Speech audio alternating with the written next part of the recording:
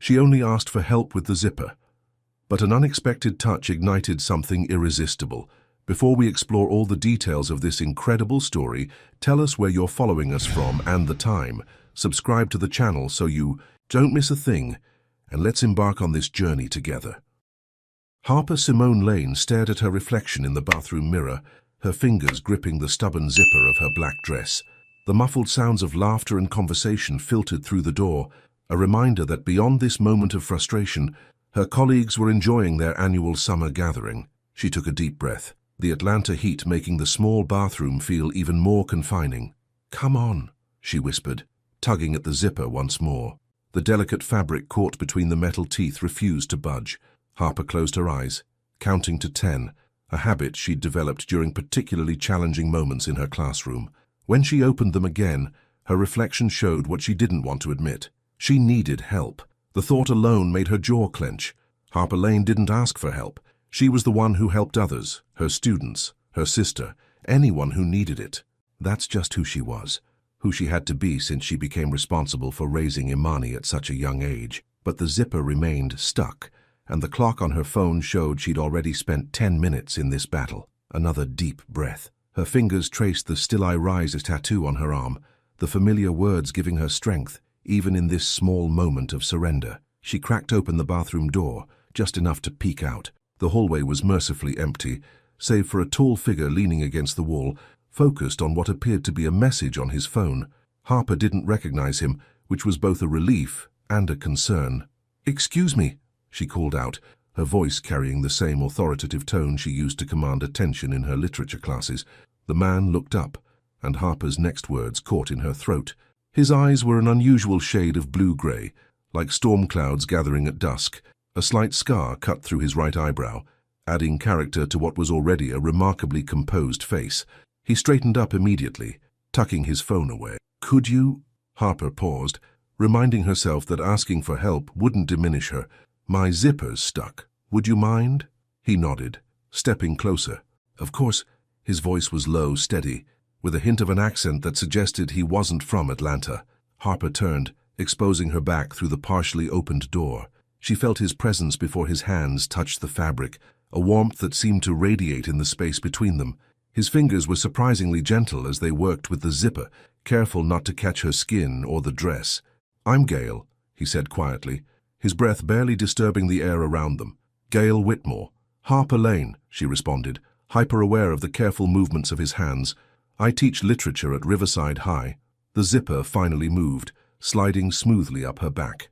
His knuckles brushed against her spine, an accidental touch that sent an unexpected shiver through her body. Harper felt him pause, just for a moment, before completing the task. "Tate," he said, stepping back. Harper turned, ready to thank him, but the words shifted when she saw the expression in his eyes, a mix of professional distance and something else, something that made her heart skip a beat. "You're new here," she said instead, recognizing now that she'd never seen him at any of these gatherings before, just transferred from North Carolina. "I'm with the fire department." He absently touched the scar on his eyebrow, a gesture that seemed unconscious. "Station 23. Before Harper could respond, a familiar voice called from down the hall. "Harper, there you are." Denise Washington, her fellow English teacher, approached with 2 glasses of wine. "I've been looking everywhere for you. The new curriculum discussion is getting heated, and I need backup." Harper accepted one of the glasses, noting how Gail took a small step back, creating professional distance. "Duty calls," she said, offering him a smile. "Thank you for the help." He nodded, that same careful composure returning to his features. "Any time." As Harper followed Denise back to the main gathering, she felt his eyes on her. She didn't look back, but she could sense his presence, solid and steady, like a lighthouse beam cutting through fog. The party continued around her, conversations about budget cuts and standardized testing blending together. Harper participated, voiced her opinions, played her role as the dedicated teacher everyone knew her to be, but her mind kept drifting back to that moment in the hallway, the gentle touch, the careful movements, the storm cloud eyes. Her phone buzzed with a text from Imani. "Can you pick up some poster board on your way home? Last-minute project emergency." Harper smiled, typing back a quick, "Already got some in the trunk. Always prepared, remember." The message reminded her of reality, of responsibilities. She had a sister depending on her, students who needed her focus, a life carefully built on routine and dedication. She didn't have time for distractions, no matter how intriguing they might be.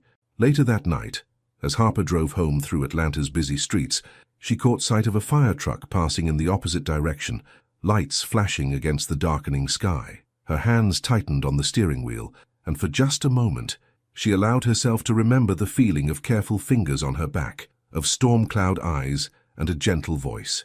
The moment passed. She turned up the radio, focusing on the road ahead, but something had shifted. Like a book opened to an unexpected page, a story beginning without permission.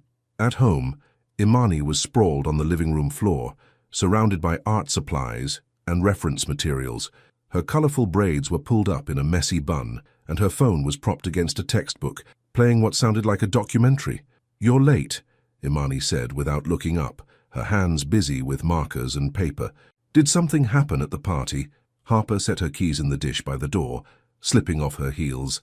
"Just the usual school politics," she answered, heading to the kitchen to start dinner. She didn't mention the stuck zipper or the firefighter with gentle hands. Some stories weren't ready to be told. But as she moved through their evening routine, helping Imani with her project, preparing for Monday's classes, reviewing her lesson plans, Harper found her mind wandering to that brief encounter. It wasn't just the physical attraction, though that was undeniable. It was something in his demeanor, in the careful way he handled both the zipper and the moment itself, that suggested depths she hadn't expected to find at a casual school function. Later, lying in bed, Harper traced the words on her arm again. "Still I rise." She'd chosen the tattoo years ago, after her first year of teaching, when the challenges of the job and raising Imani had nearly overwhelmed her. It was a reminder that strength wasn't about never needing help. It was about rising again and again, no matter what life presented. She fell asleep thinking of storm clouds and gentle hands, of stories waiting to begin, of fates that sometimes turned on something as simple as a stuck zipper and a moment of surrender. Monday morning arrived with Atlanta's signature humidity and the familiar buzz of Harper's 5:30 a.m. alarm. She moved through her morning routine with practiced efficiency, morning meditation, shower, carefully styling her hair, selecting a forest green wrap dress that always made her feel confident on challenging days. The smell of coffee drew her to the kitchen, where she found Imani already awake, hunched over her laptop with a bowl of cereal going soggy beside her. Her sister's early presence was unusual enough to make Harper pause. "You're up early," Harper said, reaching for her favorite mug. "Everything okay?" Imani quickly minimized whatever was on her screen. "Just finishing that project. You know how Mrs. Henderson gets about deadlines." Something in Imani's tone made Harper look closer, but she held back her questions. Lately, her sister had been different, more secretive, more focused on her phone, spending hours in her room with the door closed. Harper recognized the signs of a teenager seeking independence, but it didn't make the distance any easier to accept. "I can give you a ride to school," Harper offered, buttering her toast. "Thanks, but Destiny's mom is picking me up." Imani gathered her things, stuffing them into her backpack with unusual haste. "We have morning practice for the talent showcase." Before Harper could respond, a car horn sounded outside. Imani was gone in a whirlwind of colorful braids and rushed goodbye, leaving Harper alone with her coffee and the lingering feeling that something was shifting beneath the surface of their carefully structured lives. At Riverside High, Harper's morning began with an unexpected summons to Principal Walsh's office. The secretary's careful neutrality as she delivered the message set off warning bells in Harper's mind. Principal Walsh sat behind his desk, his normally friendly demeanor replaced by something more formal. "Ms. Lane, please close the door and have a seat." Harper settled into the chair, her back straight, hands folded in her lap. Through the window behind him, she could see students streaming into the building, their lives continuing normally while her world threatened to tilt. "We've received an anonymous complaint," Walsh began, his fingers drumming an irregular pattern on his desk, "regarding some of your teaching methods and content choices." The words hit Harper like a physical blow, but she kept her expression neutral. "Could you be more specific?" Walsh shuffled through some papers. "The complaint suggests that your recent unit on contemporary literature includes materials that are inappropriate for our students' age group. There are also concerns about potential bias in your grading system." Harper's mind raced through her recent lessons. She'd carefully selected texts that reflected diverse experiences while meeting all curriculum requirements. Her grading rubric was meticulously documented. "I have all my lesson plans and grading criteria documented," she said, her voice steady despite the growing knot in her stomach. "I'd be happy to review them with you." "That would be helpful." Walsh's expression softened slightly. "Harper, you know you're one of our best teachers, but we have to take these complaints seriously. For now, let's keep this between us while we investigate." Walking back to her classroom, Harper felt eyes on her. In the faculty lounge, conversations dimmed as she passed. Paranoia, she told herself, but the feeling persisted. Her first class was halfway through their discussion of Chimamanda Ngozi Adichie's work, when movement in the hallway caught her attention. Through the classroom window, she saw a familiar tall figure speaking with the school's facility manager. Gail Whitmore wore his firefighter uniform now, the blue material emphasizing his broad shoulders and professional bearing. He turned, catching her eye through the glass, and nodded in recognition.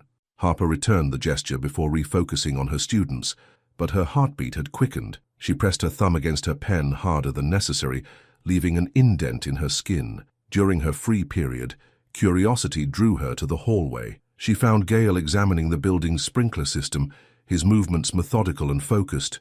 "Routine inspection?" she asked, approaching. He looked up, and that same electricity from Saturday night crackled in the air between them. "Annual safety check," he answered, his voice carrying that same gentle steadiness she remembered. "How's the zipper situation?" A smile tugged at her lips despite her troubled morning. "Behaving itself, thankfully." She watched him make a note on his clipboard. "How are you finding Atlanta?" "Different from North Carolina. Bigger. Faster." He paused, seeming to choose his words carefully. "Lonelier in some ways." The vulnerability in his admission caught her off guard. Before she could respond, her phone buzzed with a text from Imani. "Don't wait up tonight. Study group at the library." Harper frowned at the screen. Imani's study groups usually met at their house, where Harper could keep an eye on things while grading papers or planning lessons. "Everything okay?" Gail asked, noting her expression. "Just sister stuff," Harper said, tucking her phone away. The joys of raising a teenager. Understanding flickered in his eyes. "You raise her alone. Since our parents—" Harper stopped herself. This wasn't the time or place for that story. "Yes, it's just us." Gale nodded, his hand unconsciously moving to touch something under his uniform shirt, a gesture she was beginning to recognize as a tell for when something touched a nerve. The bell rang, shattering the moment. Students began flooding the hallway, their energy and noise creating a barrier between the two adults. "I should get back," Harper said, already stepping away. "Nice seeing you again." "Harper," Gale called after her, making her pause. "If you ever want to talk about sister stuff or anything else." He left the offer hanging, neither pushing nor retreating. She smiled, a small, genuine thing. "I'll keep that in mind." Back in her classroom, Harper tried to focus on grading papers, but her mind kept wandering. The anonymous complaint loomed over her like a storm cloud, threatening everything she'd worked for. Imani's secretive behavior nagged at her instincts, and now there was Gale, with his careful offers of support and eyes that seemed to see more than she was ready to show. Her phone buzzed again, this time with an email from Principal Walsh requesting her complete lesson plans and grading records for the past semester. Harper's fingers tightened around her pen until her knuckles went white. Outside her window, she saw Gale loading his equipment back into the fire truck. He paused, looking up at the school building with an expression she couldn't quite read, something between concern and recognition, as if he too knew what it was like to have your professional world threatened by things beyond your control. The day continued, but everything felt slightly off-kilter. In her last class, Harper noticed one of her students, Miguel, watching her with unusual intensity. When the bell rang, he lingered behind, shuffling his feet. "Ms. Lane?" he said, approaching her desk. I wanted to say your class is the only one where I feel like I can really be myself, where what I think actually matters." The simple honesty of his words nearly broke her composure. "Thank you, Miguel. That means a lot." After he left, Harper sat alone in her classroom, watching the afternoon light paint shadows on the walls. She thought about Miguel's words, about Imani's secrets, about Gale's offer of support, about how sometimes the biggest fires in our lives start with the smallest sparks. Her phone lit up with another text from Imani. "Don't forget I'm at the library. Love you." Harper stared at the message, noting the unusual addition of "love you." Imani hadn't ended a text that way since middle school. Something was definitely changing, and Harper wasn't sure if she was ready for whatever flames were about to rise. The library's closing announcement echoed through the nearly empty building, but Imani remained focused on her laptop screen, her fingers flying over the keyboard. The application essay prompt stared back at her. Describe a challenge that shaped who you are today. She glanced at the time, 8:55 p.m. Harper would be worried, even though Imani had texted about staying late. The thought of her sister made Imani's stomach twist with guilt. How do you tell someone who sacrificed everything for you that you're planning to leave? The screen blurred as tears threatened to fall. Imani quickly saved her work and packed up, pulling her hoodie close as she stepped into the Atlanta night. The humidity wrapped around her like a blanket, heavy with unspoken words. Across town, Harper sat in her classroom, surrounded by stacks of documentation. Her lesson plans, grading rubrics, and student feedback forms created a paper fortress around her desk. The anonymous complaint had evolved into a formal review, and tomorrow she would face the first meeting with the academic board. A knock on her doorframe made her look up. Gale stood there, still in uniform, holding 2 coffee cups. "You're here late?" he said, stepping inside. "Thought you might need this." Harper accepted the coffee, noting how he'd remembered her mention of preferring it black. "How did you know I was still here?" "Saw your car in the lot during our evening patrol." He pulled up a student chair, looking somewhat too large for it. "Want to talk about it?" Harper took a sip, letting the warmth spread through her chest. "Someone filed a complaint about my teaching methods. They're saying I'm pushing a personal agenda, that my content choices are inappropriate." She gestured at the papers surrounding her. "Now I have to justify every decision I've made this year." Gale's expression darkened. "That's why you've been staying late all week." She nodded, surprised he'd noticed. "I can't lose this job. It's not just about me. Imani's college applications are coming up, and—" She stopped, realizing she was revealing too much.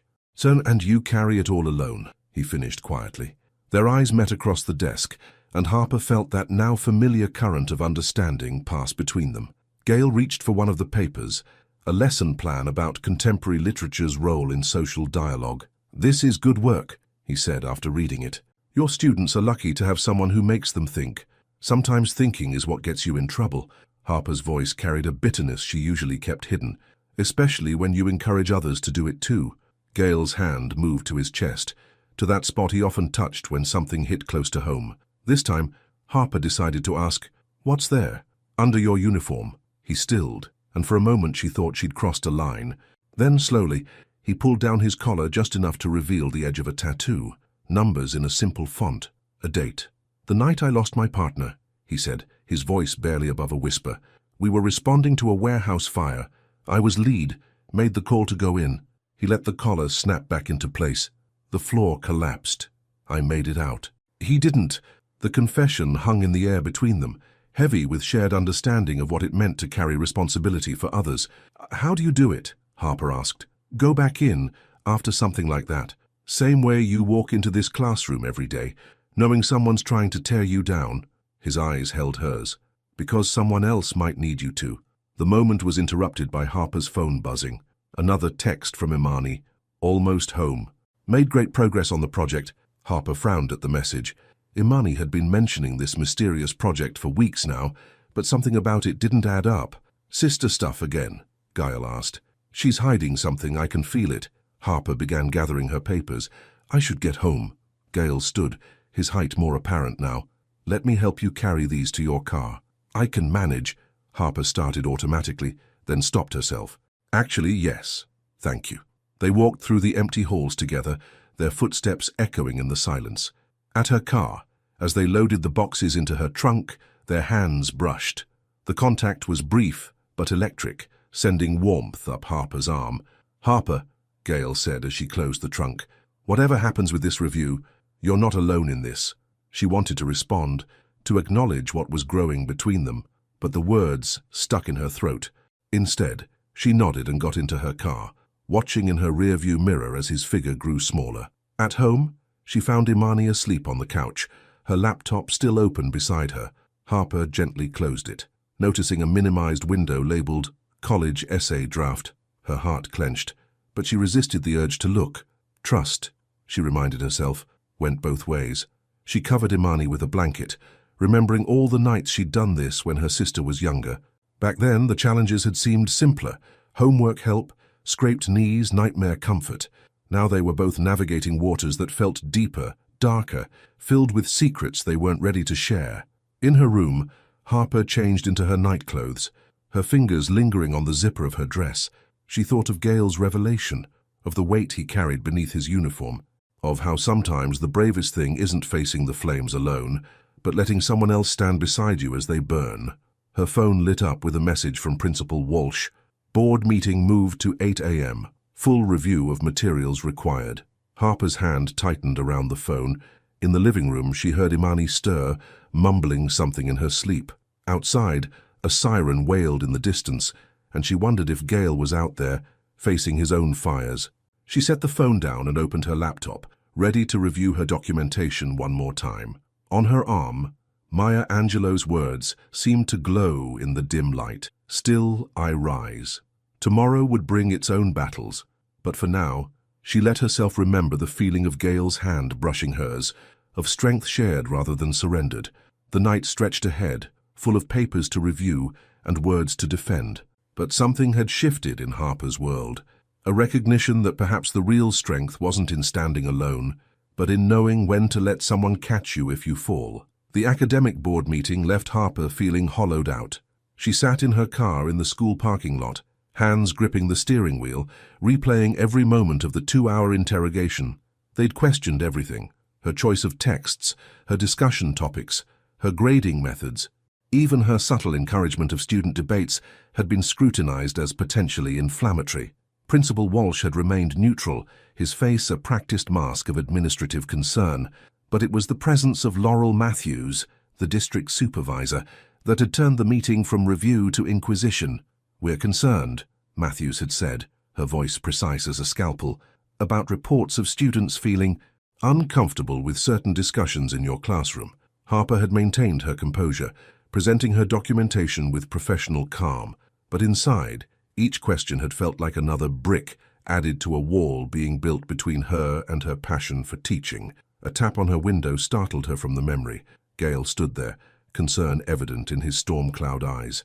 She lowered the window, trying to summon a smile she didn't feel. "That bad?" he asked. Harper let out a shaky breath. "They're talking about temporary reassignment, pending the investigation." "Come on," he said after a moment. "You need coffee, real coffee, not the break room stuff." She should say no, should go home, review her notes, prepare for tomorrow's classes while she still had them. Instead, she found herself nodding. They ended up at a small coffee shop 3 blocks from the school, tucked between a bookstore and a vintage record shop. The place was quiet, with mismatched furniture and local art on the walls.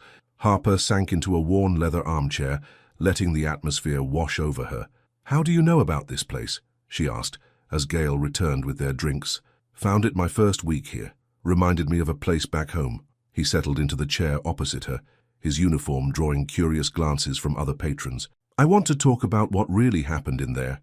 Harper wrapped her hands around the warm mug. "They're not just questioning my methods, they're questioning my judgment, my integrity." She took a sip, letting the rich flavor ground her. One parent complained that their child came home asking uncomfortable questions after we discussed systemic inequalities in literature. "Isn't that the point?" Gale leaned forward. To make them think. Apparently not everyone wants their children thinking too deeply. She set her mug down harder than intended. 17 years of straight-A students going to top colleges, and one anonymous complaint has them treating me like I'm... Her voice caught. Gale's hand moved toward hers on the table, stopping just short of touching. "Like you're what?" "Dangerous." The word came out barely above a whisper. "Like I'm some kind of threat they need to contain." Understanding darkened his expression. He touched his chest again, where she now knew the date of his loss was inked into his skin. "I know something about being seen as a threat. After the accident, they called me reckless, said I was too willing to take risks." "Were you?" "No." His voice carried years of contained pain. "I was doing my job, trying to save lives. But once people decide you're dangerous..." He trailed off, his meaning clear. Harper's phone buzzed with a text from Imani, going to Destiny's after school, working on college stuff. The casual admission made Harper freeze. "College stuff," she whispered, staring at the screen. Gail noticed her distress. What is it? Imani she's never mentioned college applications before. Not directly. Harper showed him the text. Sounds she's been so secretive lately. And now this. Maybe she's afraid of disappointing you, he suggested gently. But why would she? Harper stopped. Recognition hitting her. Oh God, she's applying out of state, isn't she? That's why she's been hiding it. The realization brought a flood of emotions. Pride, fear, hurt, and a deep, aching sadness. Her baby sister, preparing to leave. Another piece of her carefully constructed world threatening to slip away. Hey! Gail's voice pulled her back.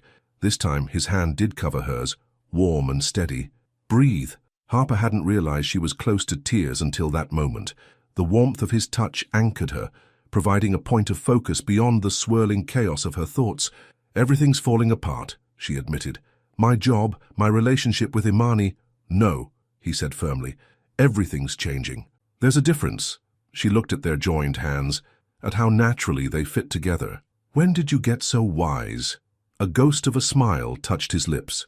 Probably around the same time I learned that fighting fires means knowing which ones to put out and which ones need to burn. The metaphor wasn't lost on her. Some changes, like some fires, were necessary for growth. The thought brought both comfort and fear. They sat in comfortable silence, their hands still connected, as the afternoon light painted shadows through the coffee shop's windows. Outside, Atlanta continued its busy pace, but in here, time seemed to slow. I should get back, Harper said eventually, though she made no move to leave. I have papers to grade. Let me drive you to your car, Gail offered. When she started to protest, he added, please. It's what partners do. The word partners hung between them, carrying weight beyond its immediate context. Harper found herself nodding, accepting both the ride and what it represented. As they walked back to his truck, their shoulders occasionally brushing, Harper thought about trust falls. Those team-building exercises where you have to let yourself fall backward, trusting someone to catch you. She'd always hated them, preferring to be the catcher rather than the one falling, but maybe that was the lesson in all of this. Sometimes strength meant letting yourself fall. Sometimes trust meant showing your fears instead of hiding them. Back at her car, Harper turned to thank him.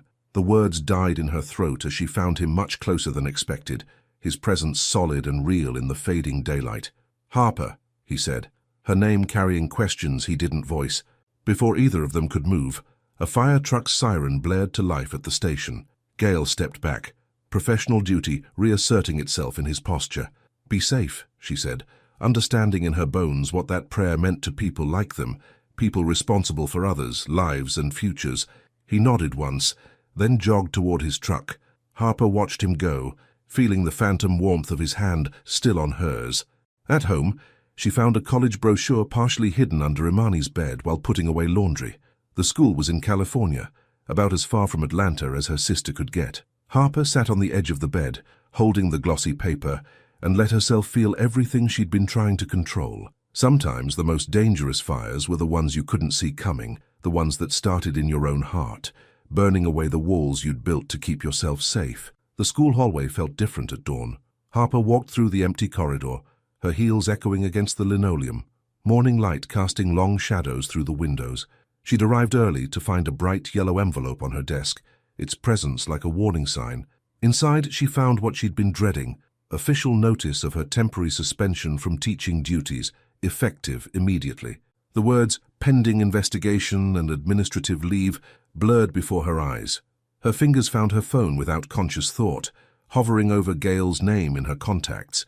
He'd given her his number, just in case. After their coffee shop conversation, she hadn't used it yet, holding on to that last barrier between professional acquaintance and something more. The sound of approaching footsteps made her quickly pocket both phone and letter. Principal Walsh appeared in her doorway, his expression grave. Harper, he said, I tried to call you. I got the letter. Her voice came out steadier than she felt. May I at least say goodbye to my students? Walsh's discomfort was visible. The board thinks it's best if what? The words escaped before she could stop them. If I disappear, like I did something wrong. It's temporary, he offered weakly. Just until we sort this out. Harper looked around her classroom, at the posters of diverse authors on the walls, the student projects displayed with pride, The careful notes on her whiteboard about tomorrow's lesson that she wouldn't be teaching. "Who filed the complaint?" she asked, though she knew he couldn't tell her. "Don't I have the right to face my accuser?" "Harper, please, don't make this harder than it needs to be." She wanted to scream, to throw things, to demand justice. Instead, she gathered her personal items with precise movements, her hands shaking only slightly as she placed Maya Angelou's collected works in her bag. The drive home was a blur. She found herself parking at the coffee shop instead of her house, needing somewhere neutral to process what had just happened. The morning rush hadn't started yet, and the place was empty except for a familiar figure in the corner. Gale looked up as she approached, his expression changing instantly at the sight of her face. "What happened?" "They suspended me." The words came out raw, unfiltered, effective immediately. "I can't even say goodbye to my students." He stood, coffee forgotten. "Sit. I'm getting you something stronger than coffee." "It's 7 a.m., she protested weakly. "I meant hot chocolate, with extra marshmallows." The small attempt at comfort broke something in her. Tears she'd been holding back since reading the letter finally spilled over. Gale moved instinctively, pulling her into his arms right there in the middle of the coffee shop. She should have felt embarrassed, crying against the shoulder of a man she barely knew. Instead, she felt safe for the first time since this nightmare began. His arms were strong around her, one hand making soothing circles on her back. "I've got you," he murmured. "Let it out." They stayed like that until her tears subsided. When she finally pulled back, his uniform was wet where her face had been. "I ruined your shirt. I've got spare uniforms at the station." His eyes searched her face. "Want to talk about it?" Before she could answer, her phone rang. Imani's face lit up the screen. Harper took a steadying breath before answering. "Hey, sweetie. Where are you?" Imani's voice was tight with worry. "I came down for breakfast and you weren't here. You're never not here in the morning." The concern in her sister's voice threatened to start the tears again. "I had to go in early. Listen, when you get home from school today, we need to talk." A pause. "About what?" "About California," Harper said softly. "And whatever else you've been afraid to tell me." The silence on the other end stretched out. "Finally," Imani whispered, "how did you know?" "We'll talk tonight. I love you." After hanging up, Harper found Gale watching her with understanding. "The college brochure?" She nodded. "Among other clues. I've been so caught up in this investigation, I almost missed seeing how much she's been struggling too. Sounds like you both have some truths to share," he said, then hesitated before adding, "Speaking of truths, there's something you should know." The tone of his voice made her stomach clench. "What is it?" He pulled out his phone, showing her a news article from North Carolina. The headline read, "Fatal Fire Investigation Reveals Systemic Safety Violations." Below was a picture of a younger Gale, looking shell-shocked outside a burning warehouse. "The partner I lost," he said, his voice rough. "It wasn't just an accident. I'd reported safety violations in that building 3 times. Management covered it up. When the floor collapsed..." He stopped, his hand moving to his chest, where she knew the date was tattooed. "I was transferred here because I wouldn't stop pushing for an investigation. They said I was unmanageable." Understanding dawned. "You know what it's like, to stand up for what's right and be punished for it. That's why I wanted you to know." His eyes held hers. "Sometimes the system tries to break you for telling the truth, but the truth matters more than the system." Harper's phone buzzed with a text from Miguel, her student. "Ms. Lane, they won't tell us what happened. Are you okay?" More texts followed from other students, their concern and confusion clear in every message. One caught her eye. "Remember what you taught us about speaking up. We're not letting this happen." "My students," she said, showing Gale the messages. "They're worried. They should be. You're the kind of teacher who changes lives." He took her hand, his grip firm. "And I think it's time we fought back. We, partners, remember." The word carried even more weight now. "I know something about investigating injustice. Let me help." Looking at their joined hands, Harper thought about all the walls she'd built over the years. Walls to protect herself, to stay strong for Imani, to keep her professional life pristine. Now those walls were crumbling, but instead of feeling exposed, she felt supported. "Okay," she said finally. "Where do we start?" "First, you go home and have that talk with your sister. Real change starts with truth." He squeezed her hand. "Then, tomorrow, we start digging. Someone filed that complaint for a reason, and I bet it wasn't about literature." As if on cue, Harper's phone lit up with an email from Laurel Matthews. "Emergency board meeting scheduled for Friday." New concerns have been raised. Friday, Harper said, her voice growing stronger. That gives us 3 days. Gale stood, helping her up. 3 days to uncover the truth, support your sister's dreams, and maybe, he smiled slightly, figure out what this is between us. For the first time since finding the yellow envelope, Harper felt something like hope. She'd spent so long being the strong one, the responsible one, the one who never needed help. But maybe real strength was knowing when to let others in, when to let the walls burn down so something better could rise from the ashes. 3 days, she agreed, holding his gaze. Let's make them count.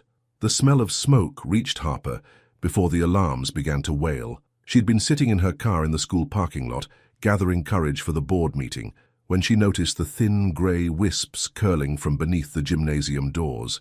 Her suspension didn't matter anymore. She was out of her car and running toward the building before conscious thought took over. The morning sun cast long shadows across the parking lot as students began streaming out of the emergency exits, their confused voices rising in volume as the situation became clear. Inside, the halls were filling with smoke. Harper moved against the flow of evacuating students, checking classrooms and bathrooms. The smoke was thicker near the gym, where she knew the early morning basketball practice would be happening. Ms. Lane, Miguel's voice cut through the chaos. He was helping a limping freshman toward the exit. Coach Wilson still checking the locker rooms. The smoke was becoming dense, making her eyes water. Through the haze, she saw Imani's friend Destiny stumbling out of the gym doors, coughing. Harper's heart stopped. Imani had mentioned morning practice.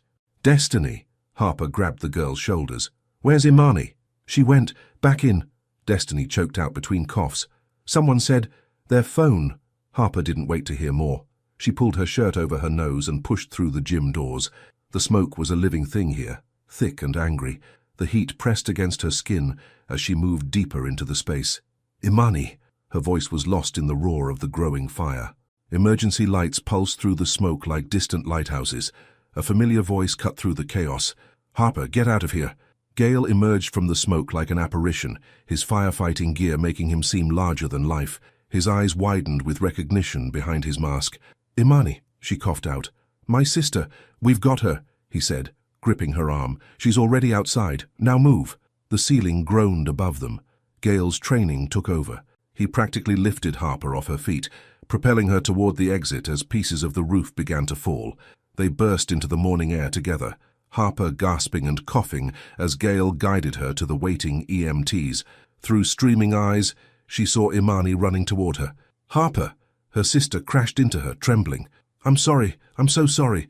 I just wanted to get Destiny's phone. It had all her college photos and... Don't you ever, Harper choked out, holding her sister tight, ever do that again. Over Imani's shoulder, Harper watched Gale directing his team back into the building. He paused for just a moment, their eyes meeting. She saw the fear there, the same fear she'd seen in his expression when he'd told her about his lost partner. The next hours passed in a blur of sirens, questions, and oxygen masks. The fire was contained to the gymnasium, but the smoke damage extended through much of the school's east wing. Harper sat on the back of an ambulance, watching officials and firefighters move through the organized chaos. Principal Walsh found her there. He looked shaken, his usual administrative polish cracked. You went back in, he said, his voice carrying an emotion she couldn't quite name. Against policy, against your suspension, you went back in to help. They're my students, she said simply. Suspension doesn't change that. He nodded slowly. No, I suppose it doesn't. He handed her a folder. The complaint investigation. Someone came forward this morning. Apparently, Mrs. Matthews has a history of targeting teachers who don't align with her. Personal views.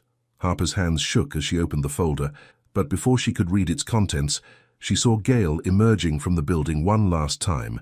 His team had finished their final sweep. He removed his helmet, and even from a distance, she could see the mixture of relief and residual fear in his posture. Excuse me, she said to Walsh, standing on unsteady legs. She met Gale halfway across the parking lot. He was streaked with soot, his uniform bearing witness to the battle he'd just fought. Without words, he pulled her into his arms, not caring who saw. Don't ever, he breathed against her hair, run into a burning building again. That's my job. Like you said, she whispered back, it's what partners do. He pulled back just enough to look at her face, his eyes intense. I can't lose anyone else to fire, especially not you. The admission hung between them, heavy with meaning. Before either could speak further, Imani approached, her expression a mixture of guilt and determination. I need to tell you both something, she said. I got accepted. Full scholarship to film school in California. She took a shaky breath. I was going to tell you tonight, but after today, I don't want to wait to be honest anymore. Harper looked at her sister, really looked at her. Gone was the little girl who needed protection. In her place stood a young woman ready to chase her dreams, even if those dreams led her across the country. I'm so proud of you, Harper said, surprising herself with how much she meant it. Terrified, but proud. Gail's hand found hers, squeezing gently. Sometimes the scariest changes bring the best beginnings. Around them, the school parking lot was beginning to clear. The morning sun had risen fully, painting the smoke-stained buildings in stark relief. Students huddled in groups, sharing videos of the fire on their phones. Teachers consoled shaken kids and took attendance. Looking at the scene, Harper felt a shift in her universe. The carefully constructed walls she'd built, between her personal and professional life, between strength and vulnerability, between self-sufficiency and accepting help, had burned away in the morning's fire. The board meeting, she remembered suddenly. It's still scheduled for... is cancelled, Walsh called out, approaching their small group. Given today's events and the new information about Miss Matthews, we'll be conducting a different kind of review. He looked meaningfully at Harper, one focused on commending teachers who put their students first, regardless of personal cost. Imani hugged her sister again, whispering, See, sometimes good things come from scary moments. Harper looked at Gail, who hadn't let go of her hand. His eyes held the same understanding they'd shared in the coffee shop, the same strength she'd felt in his arms during her darkest moment. Yeah, she said softly, squeezing his hand. They really do. The morning's events had changed everything and nothing. There would still be challenges to face. Imani's departure, rebuilding from the fire, navigating whatever was growing between her and Gail. But for the first time in years, Harper didn't feel the need to face those challenges alone. Sometimes it took a fire to show you what could survive the flames. Sometimes it took nearly losing everything to understand what you couldn't bear to lose. And sometimes, in the aftermath of the blaze, you found yourself holding on to exactly what you needed all along. The fire investigation team moved through the charred gymnasium with methodical precision. Harper watched from the doorway as Gail knelt beside a blackened electrical panel, his expression focused as he documented the damage. The morning sun streamed through the smoke-stained windows, highlighting the destruction that could have been so much worse. Oh, so the fire started here, he explained, gesturing her closer.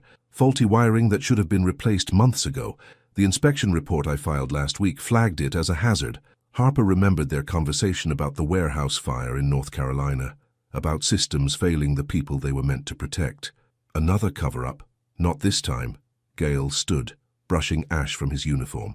Walsh found the maintenance request buried in Matthew's office. She'd been sitting on facility repairs to cut costs. The revelations settled like lead in Harper's stomach. She wasn't just targeting teachers, she was endangering students. The district superintendent is already involved. Matthews won't be able to sweep this under the rug. He touched her arm gently. How are you holding up? Harper leaned against the doorframe, exhaustion finally catching up with her. The past 24 hours felt like a lifetime. I haven't slept. After the fire, after Imani's news, she trailed off, remembering the scholarship letter now hanging on their refrigerator. I keep thinking about all the ways things could have gone wrong. But they didn't. His voice was soft but firm. Everyone made it out. The truth came out. Sometimes good things rise from the ashes. You sound like a fortune cookie, she teased, but her smile was genuine. Speaking of fortune, he hesitated, then pulled an envelope from his pocket. The investigation team found this in the locker room. It survived the fire. Harper recognized Imani's handwriting immediately. The envelope was addressed to her, slightly singed around the edges but intact. I'll give you some privacy, Gail said, squeezing her shoulder before walking away. Harper waited until his footsteps faded before opening the letter. Inside, she found pages of Imani's distinctive script. Dear Harper, I've tried to tell you this in person so many times, but I always lose my courage. How do you tell the person who gave up everything for you that you need to leave, that your dreams are calling you across the country? You've been my mother, my father, my sister, my best friend. You put your life on hold to raise me, to give me every opportunity. I used to think I had to stay close to repay that debt. But yesterday, in your classroom, I watched you teach. You talked about how love means wanting someone to become their best self, even if that self takes them far away. I realized you weren't just teaching literature. You were teaching me how to be brave. The scholarship to film school in California. It's not just about making movies. It's about telling stories that matter. Stories about family, about sacrifice, about love that's strong enough to let go. Stories like ours. I'm not running away from you. I'm running toward the person you raised me to be, and I promise wherever I go, I'll always come home to you. Love, Imani P. S. I see how Officer Gale looks at you. Maybe it's time for you to be brave too. Harper pressed the letter to her chest, tears falling freely now. She didn't hear Gale return until he spoke. I brought you something else. He held out a familiar book, her copy of Maya Angelou's works, rescued from her classroom. Thought you might need this today. She took the book, running her fingers over the worn cover. How do you always know exactly what I need? Practice. He smiled slightly. Firefighters learn to read smoke, to understand what a fire needs. People aren't so different. And what do you see when you read me? The question hung between them, heavy with possibility. Gale stepped closer, his hand coming up to brush away a tear from her cheek. I see someone who spent so long being strong for others, she forgot she's allowed to need something for herself. His touch lingered. I see someone who fights for truth, even when it costs her everything. Someone who runs into fires to protect what she loves.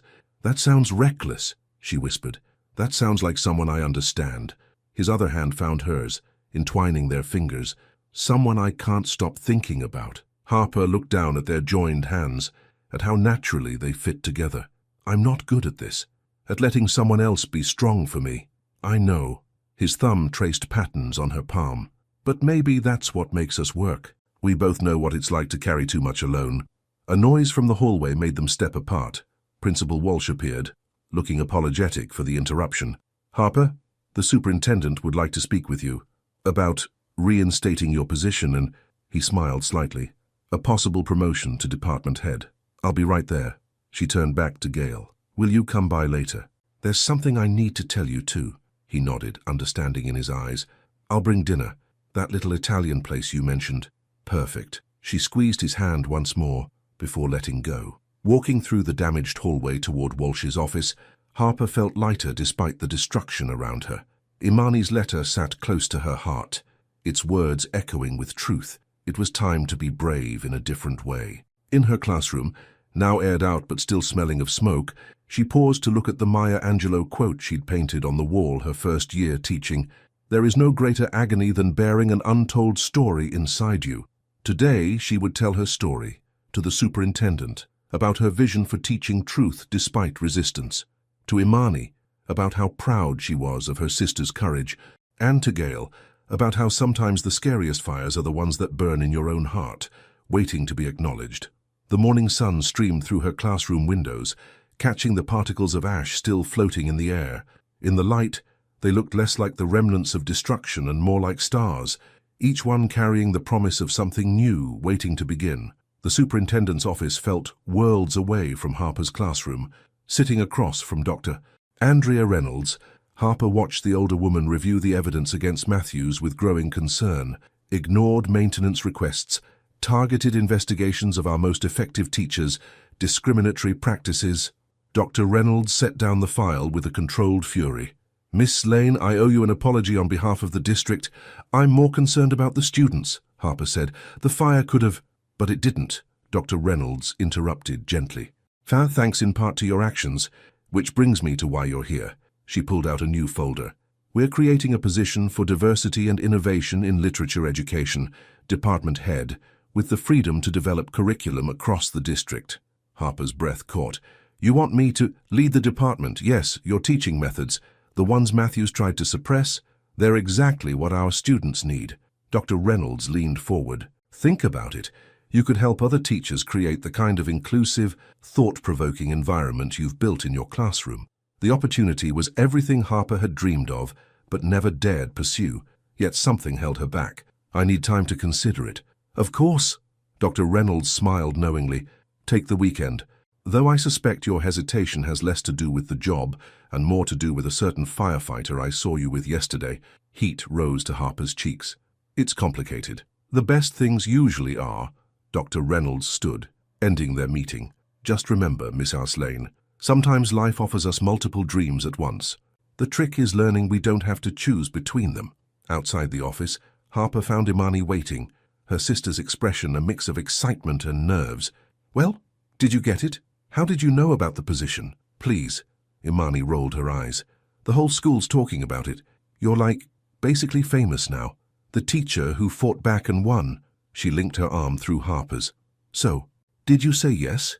I'm thinking about it. They walked together toward the parking lot. Speaking of big decisions, we need to talk about California. Imani tensed beside her. I know it's far, but nothing. Harper stopped, turning to face her sister. I read your letter, the one that survived the fire. Oh, Imani's voice was small. I wasn't sure if I'd understand. Harper pulled her sister into a hug. Baby girl, I've watched you grow into this amazing, passionate young woman. Of course you need to spread your wings. Of course you need to tell your stories. Imani's arms tightened around her. I'm scared, she whispered.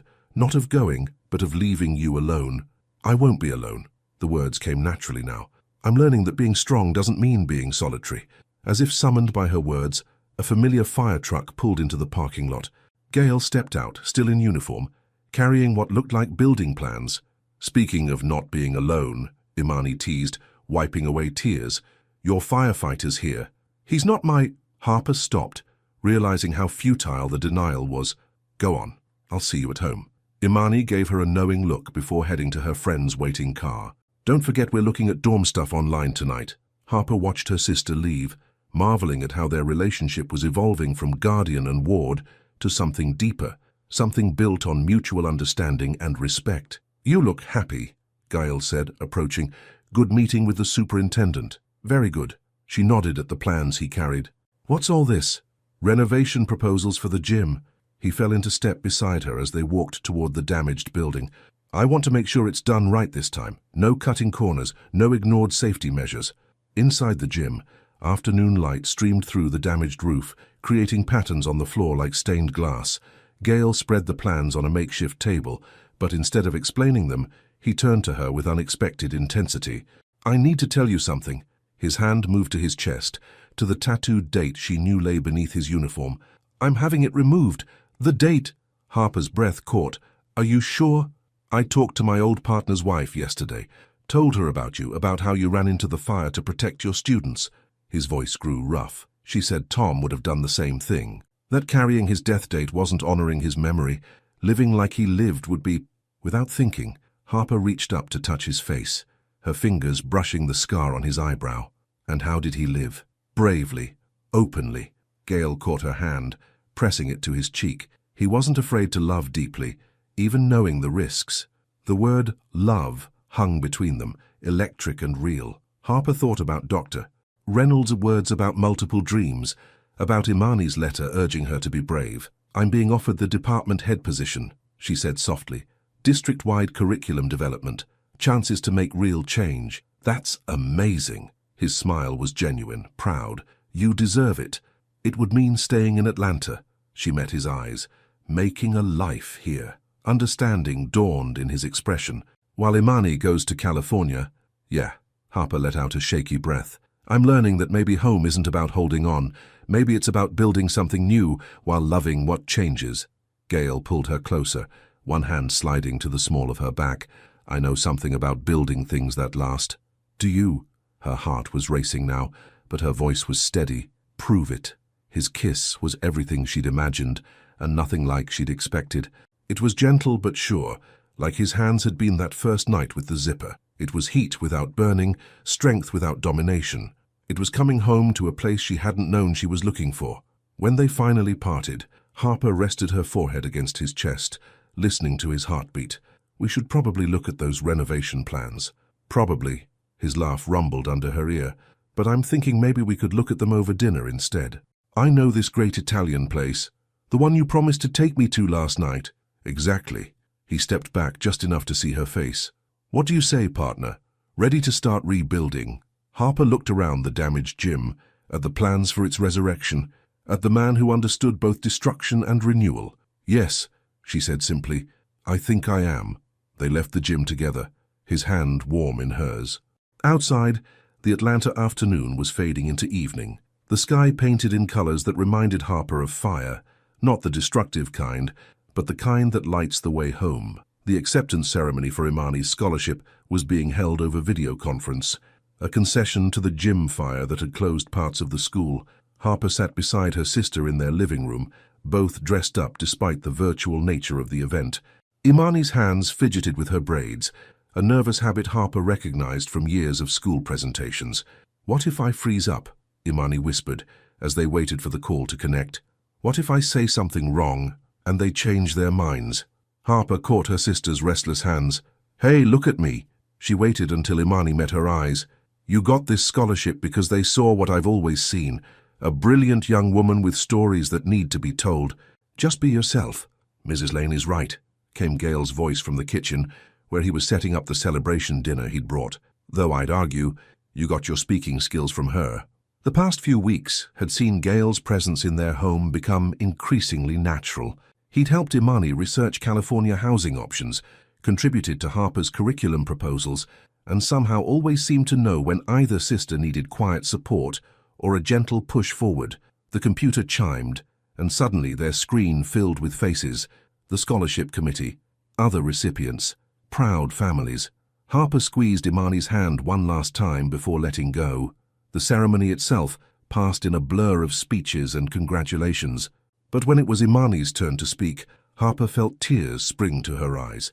Her sister's voice was clear and confident as she talked about storytelling as a bridge between communities, about the power of film to make invisible stories visible. "I learned from my sister," Imani said, her voice carrying emotion but no shake, "that the most important stories are often the ones that scare us to tell. The ones about love, about change, and about letting go so something new can grow."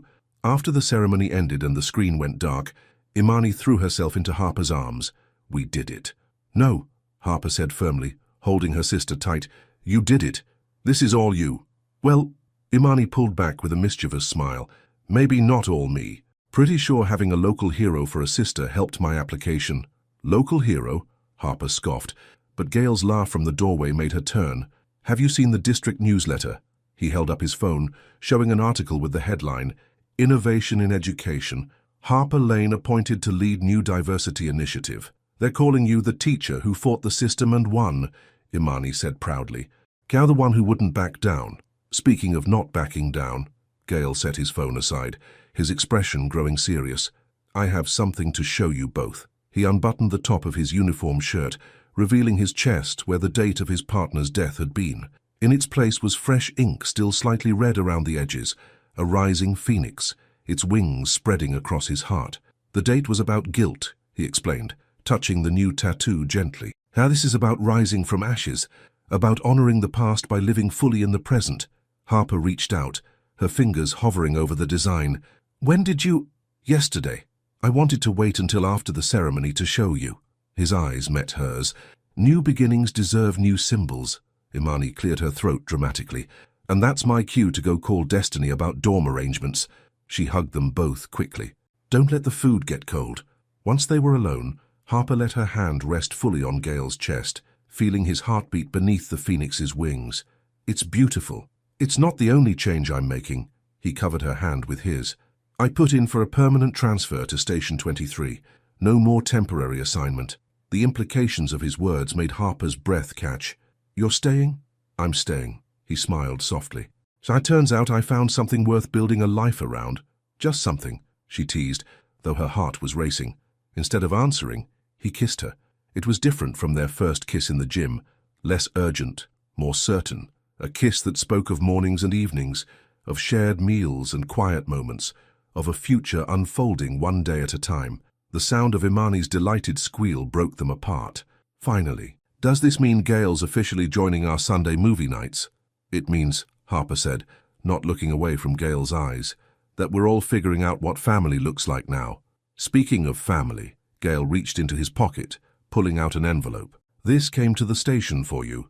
Harper opened it to find official letterhead from her new department, approving her first proposed curriculum change, a unit on literature of resistance and renewal, focusing on voices that rose above silence to tell necessary truths.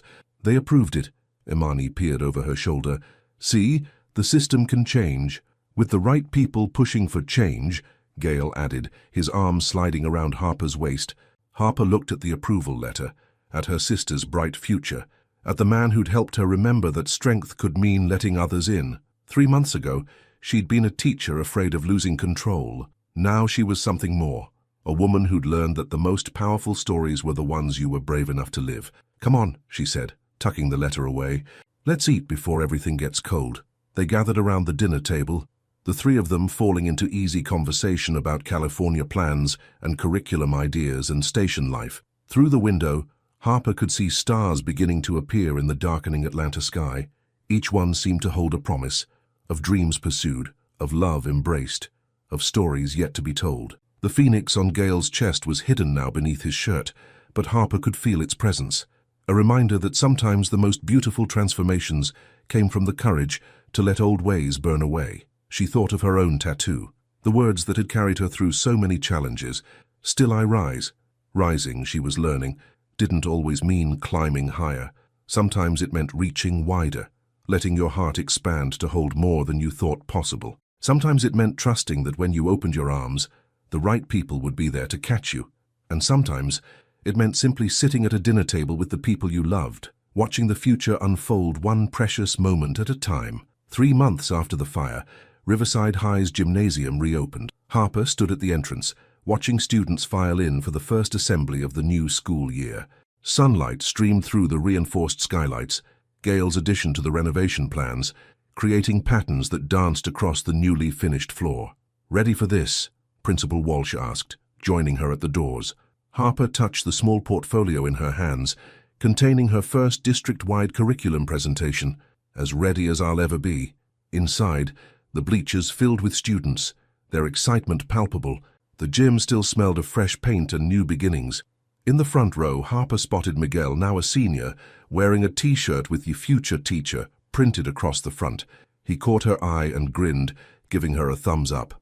The assembly wasn't just about the gym's reopening, it was about transformation, of spaces, of systems, of people. Dr. Reynolds had insisted that Harper's new curriculum initiative be announced here, where everything had nearly ended and begun again. As Walsh stepped up to the microphone to begin the proceedings, Harper felt a familiar presence beside her. Gale, off-duty but still carrying the quiet authority of his profession, slipped his hand into hers. "Nervous," he whispered. "Terrified," she admitted. "Ty, but the good kind, like watching your sister board a plane to California?" Harper's heart tightened at the memory of yesterday's airport goodbye. Imani had been radiant with excitement, her carry-on stuffed with camera equipment and dreams. Their final hug had felt different, not an ending but a transformation of its own. "Miss Lane," Walsh's voice brought her back to the present. "Would you like to share your vision with us?" Walking to the podium, Harper looked out at the sea of faces. These weren't just students anymore. They were story carriers, truth-tellers, future leaders waiting to rise. 3 months ago, she began, her voice steady, this gym nearly burned down. But what could have been an ending became something else, a reminder that sometimes we need to let old systems burn away, so new ones can grow. She outlined her initiative, a curriculum that would bring diverse voices into every classroom, that would teach students not just to read stories but to recognize their power to create change. "Literature isn't just about what's written in books," she continued. "It's about the stories we live, the truths we dare to tell, the changes we're brave enough to make." As she spoke, she saw heads nodding, phones lowering as students leaned forward to listen. In the back, she spotted Gale talking quietly with a group of students, the ones who'd been trapped in the locker room during the fire. He'd been working with them on trauma recovery, turning fear into understanding. The presentation ended to genuine applause. As students began filing out for their first classes, Miguel approached the podium. "Ms. Lane, I applied to the teaching program at State." He shifted nervously. Would you write my recommendation?" Harper smiled, remembering his words during the investigation. "Your class is the only one where I feel like I can be myself." "I'd be honored," she said. "I just promise me one thing. When you have your own classroom, remember that teaching isn't just about the lessons. It's about creating space for truth to grow. After the gym cleared, Gail found her collecting her materials. "That was incredible," he said, helping her gather the papers. "So though I'm not sure if you were talking about literature or life, maybe they're the same thing." She looked up at him, at the man who'd helped her remember that strength could mean letting someone else carry part of the weight. "Have you checked your phone?" "Just saw it." He pulled out his phone, showing Imani's text, a selfie in front of her dorm room, caption reading, "First day of the rest of our story. Miss you both already." "She's going to be amazing," Harper said softly. "She already is." Gail tucked his phone away. Like her sister. They walked together through the rebuilt gymnasium, their footsteps echoing in the empty space. Near the door, Harper paused, remembering the smoke and fear of that morning 3 months ago. "You know what I think about standing here?" she asked. "What?" "That night at the party. The stuck zipper." She turned to face him fully. "How sometimes the smallest moments can change everything." Gail's hand found the small of her back, exactly where it had been that first night. "Speaking of changes," he reached into his pocket, pulling out a small key. "Move in with me." Harper's breath caught. "What?" "The house I've been looking at, the one near the station. I got approved." His eyes held hers, serious but hopeful. "Say it has a great study for your curriculum work, plenty of room for when Imani visits and—" He smiled slightly. "No tricky zippers." Harper felt tears threatening but didn't try to hide them. "Are you sure?" "I've never been more sure of anything." His free hand came up to cup her cheek. "What do you say, partner? Ready to start our next chapter?" Looking at the key in his hand, Harper thought about all the doors that had closed and opened in the past few months. About how sometimes the scariest steps led to the most beautiful destinations. "Yes," she said simply, taking the key. "Yes, to all of it." Their kiss was interrupted by Harper's phone buzzing. Another text from Imani, this one a video. They watched together as her face filled the screen, her new dorm room visible behind her. "Hey, sis. Hey, future brother-in-law." She grinned. "Just wanted to say I love you both, and I already started writing our story." Working title? Between the Zipper and the Flame, A Tale of Love, Truth and Rising. She winked. "Too much?" "Perfect," Harper whispered, though the video had ended. "Absolutely perfect." They left the gym hand in hand, stepping into the bright Atlanta morning. Students rushed past them to classes. Teachers called out greetings. And somewhere in the distance, a fire truck's siren wailed. All the ordinary sounds of a world continuing to turn. But nothing felt ordinary anymore. Not since that night when a stuck zipper led to a touch led to a connection, and a connection led to a love story neither of them had seen coming. Harper squeezed Gail's hand, feeling the weight of the key in her pocket. Above them, through the new skylights, sunlight painted everything in shades of possibility. They had a home to build, stories to tell, lives to intertwine. They had a future stretching out before them, bright and open and full of promise.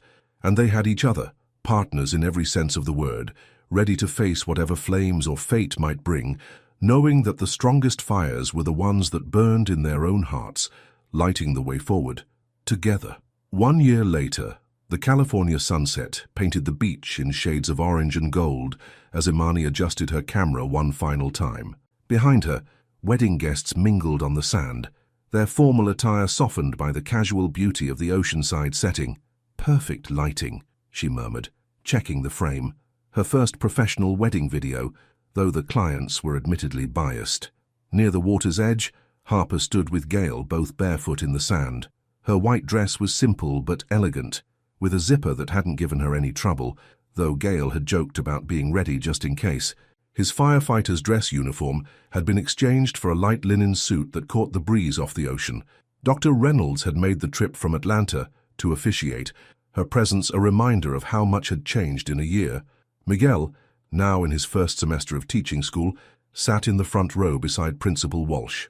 Several of Gail's fellow firefighters from Station 23 had flown in, their presence a testament to the family they'd all built together.